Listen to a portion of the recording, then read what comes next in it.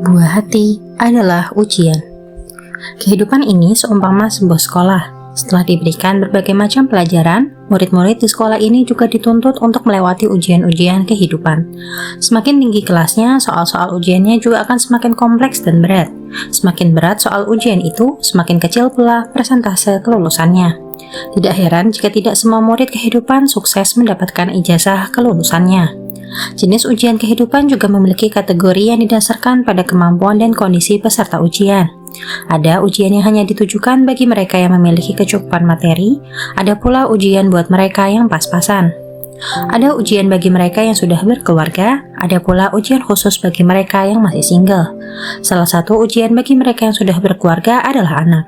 Dalam Al-Quran, kita dapat menemukan banyak ayat yang menyebutkan tentang hal ini, di antaranya pada surat Al-Anfal ayat 28, yang artinya, dan ketahuilah bahwa hartamu dan anakanmu itu hanyalah sebuah ujian, dan sesungguhnya di sisi Allah lah pahala yang besar.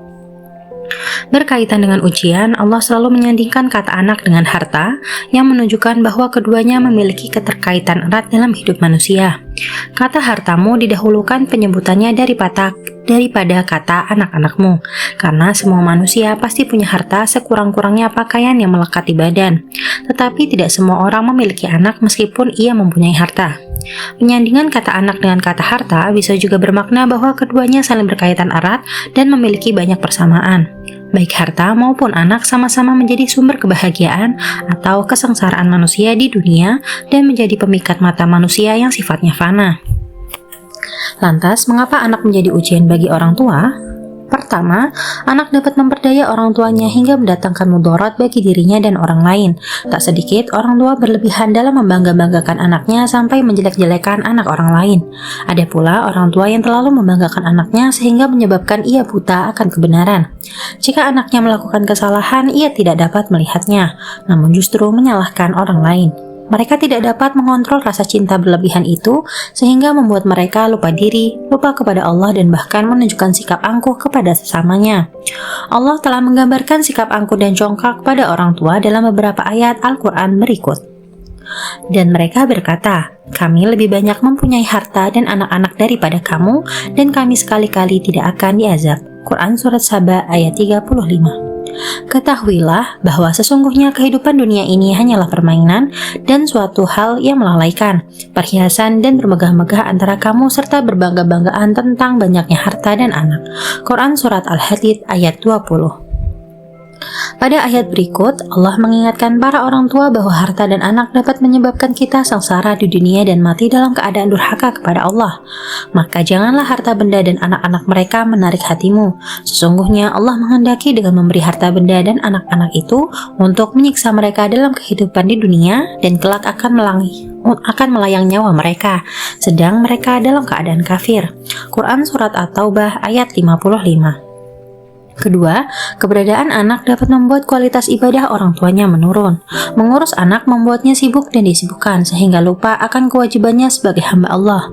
Allah berfirman dalam surat Al-Munafiqun ayat 9. Hai orang-orang beriman, janganlah hartamu dan anak-anakmu melalaikanmu dari mengingat Allah. Barang siapa yang berbuat demikian, maka mereka itulah orang-orang yang merugi. Dalam kehidupan sehari-hari, orang tua, terutama ibu rumah tangga, menghabiskan banyak waktu dan energi demi untuk mengurus kebutuhan anak, mulai dari anak bangun tidur hingga tidur kembali. Ibu menyiapkan segala sesuatunya sehingga terkadang tidak memperhatikan waktu-waktu sholat. Ketika waktu sholat zuhur tiba misalnya, ibu malah ketiduran karena lelah dan baru bangun menjelang asar.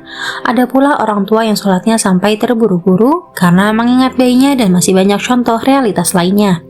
Terkadang kebutuhan sekolah anak menyebabkan orang tua lupa atau jarang bersedekah. Ironisnya, tak sedikit dari orang tua langsung mengiyakan jika ditawari asuransi dengan iming-iming bahwa masa depan anaknya terjamin, tetapi justru mengaku tidak punya uang saat ditawari menjadi donatur masjid. Secara tidak langsung, orang tua menjadi sangat pelit berbagi karena anaknya. Anak juga dapat membuat orang tua serta-merta berubah menjadi orang tolol, mendadak tidak tahu bagaimana akibat dan hukum dari perbuatan yang ia kerjakan. Misalnya, seorang ayah membantu anaknya berbohong di hadapan gurunya untuk menutupi kemalasan anaknya. Sebenarnya ia tahu hukumnya dan paham bahwa ia berdosa karena berdusta. Akan tetapi dorongan untuk melindungi anaknya, perasaan yang membuatnya ingin anaknya dianggap sempurna, menyebabkan ia mengabaikan pengetahuannya. Disebabkan adanya anak, orang tua bermandi keringat mencari uang demi memenuhi keinginan-keinginan anaknya. Tak peduli halal atau tidak hanya harta, tak peduli bahkan jika harus berhutang. Seorang bapak lanjut usia harus berurusan dengan pengadilan karena terjerat pasal pencurian. Ia mengaku bahwa ia mencuri untuk kelangsungan hidup anaknya. Ketika Rasulullah SAW sedang bermain bersama cucu-cucunya, beliau bersabda, "Sesungguhnya kalian membuat orang tua menjadi pelit." Di riwayat lain, beliau juga bersabda, "Sesungguhnya anak itu membuat kita pelit, memperbodoh, dan membuat kita sedih." Ketiga, anak menyebabkan orang tua merasakan letih dan khawatir sepanjang hidupnya. Seorang ibu rela menderita rasa sakit dan letih luar biasa demi melahirkan anaknya. Seorang ayah membanting tulang dan memeras keringat demi mencari uang sekolah untuk anak. Hampir semua orang tua senantiasa merasa khawatir akan nasib anak-anaknya. Kadangkala orang tua akhirnya menghabiskan sebagian hidupnya dalam kondisi sakit-sakitan dan menderita karena anaknya. Al-Quran mengisahkan bagaimana Nabi Yakub menjadi buta dan merana karena kesedihannya yang mendalam terhadap Yusuf. Dan Yakub berpaling dari mereka anak-anaknya seraya berkata, "Aduhai duka citaku terhadap Yusuf." Dan kedua matanya menjadi putih karena kesedihan dan dia adalah seorang yang menahan amarahnya terhadap anak-anaknya. Mereka berkata, "Demi Allah, kamu senantiasa mengingat Yusuf, sehingga kamu mengidapkan penyakit yang berat atau termasuk orang-orang yang menderita." Quran Surat Yusuf ayat 84-85. Tak cukup menguji kekuatan fisik orang tua, anak pun mendatangkan kelelahan hati bagi orang tuanya. Kesusahan jiwa dan penderitaan batin dapat disebabkan karena orang tua sangat mencintai anaknya atau karena menggantungkan harapan terlalu tinggi kepada anaknya. Ketika orang tua berusaha keras memikirkan bagaimana anaknya bisa menjadi orang sukses dunia akhirat, namun ternyata anaknya menjadi durhaka, orang tua akan merasa sedih dan terpukul. Saat anak tidak mampu menjadi seperti yang diharapkan orang tuanya, ia pun menjelma sebagai sumber kelelahan jiwa orang tuanya. Allah menggambarkan dalam Al-Quran bagaimana kisah Nabi Nuh ketika ia berhadapan dengan anaknya yang durhaka. Di satu sisi, ia memikul tanggung jawab sebagai seorang pembawa risalah. Namun di sisi lain, ia juga seorang ayah yang memiliki sisi kebapaan. Ia tentu tidak tega membiarkan anaknya menerima azab dari Allah. Tatkala banjir besar itu datang, dari atas bahteranya Nabi Nuh masih terus berusaha memanggil anaknya agar ia ikut bersamanya. Meski putranya menolak keras, Nabi Nuh memanggil anaknya sekali lagi, berharap putranya selamat. Pada akhirnya, putra Nabi Nuh tenggelam bersama orang-orang kafir. Hati Nabi Nuh sedih luar biasa. Jiwanya terluka. Ia merasa tidak berhasil sebagai seorang ayah. Anaknya sendiri tak mampu ia tuntun ke jalan Allah. Nabi Nuh pun sekali lagi mencari cara agar anaknya bisa terselamatkan. Surat Hud ayat 45-46 mengisahkan dialog Nuh dengan Tuhannya. Dan Nuh berseru kepada Tuhannya sambil berkata, "Ya Tuhanku, sesungguhnya anakku termasuk keluargaku, dan sesungguhnya janji Engkau itulah yang benar, dan Engkau adalah hakim yang seadil-adilnya." Allah berfirman, "Hai Nuh, sesungguhnya dia bukanlah termasuk keluargamu yang dijanjikan akan diselamatkan.